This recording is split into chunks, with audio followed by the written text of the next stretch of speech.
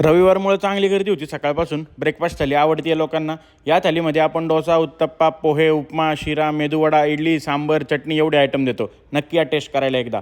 मयूरला chicken नाही आणलं म्हणून 2 दिवस मागं लागला होता. शेवटी रविवार बघून केला बेत. घरून सगळं पार्सल घेऊन आलो.